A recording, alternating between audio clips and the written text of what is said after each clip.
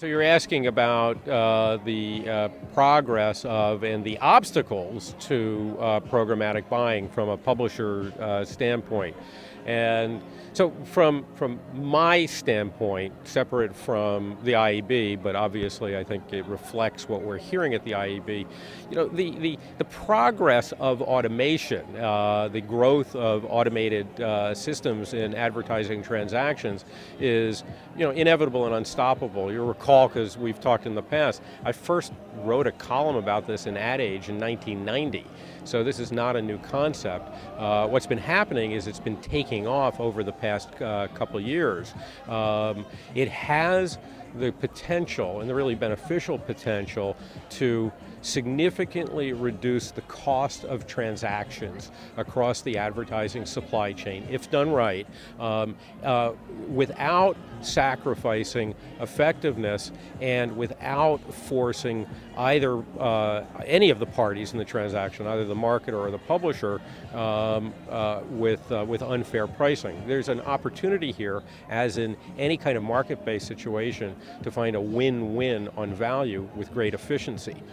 But, and this was the question that I asked, those efficiencies are coming really, really slowly because the agencies don't seem to have the ability at the agency headquarters level or at the holding company level to enforce the simplest of standard practices. So this is not really about technical standardization as much as it is about standard business practices. So for example, on the panel, a couple of the agency trading desk heads, talked and bemoaned the continued use of paper insertion orders and the faxing of IOs back and forth. Well, the fact of the matter is, it's not the publishers, who are insisting on the use of paper IOs and emailed IOs and faxed IOs. It's the agencies. Jay Sears, who ran the panel for Rubicon Project, did a word association game at the end, and one of the word associations he played was 24-year-old media buyer. And untrained young media planners and buyers who aren't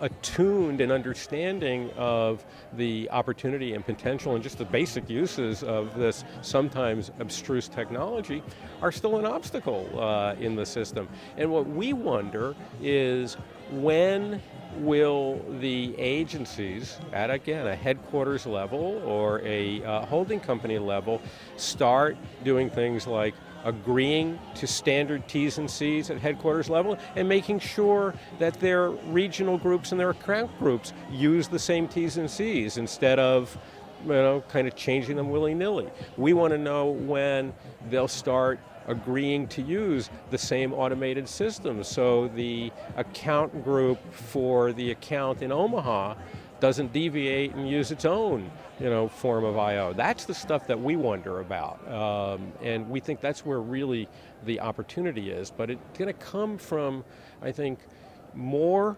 participation by the agencies and the holding companies in the existing industry-wide processes to achieve consensus on technical standards and best practices. That needs to happen to a greater degree than it's currently happening, and they need to find ways within their own houses to make sure that everybody in the agency uses the same standards and practices. Really extrapolate to the whole network and to the whole territories. So front is leveraging client relationship, diversification, client retention, and acquisition.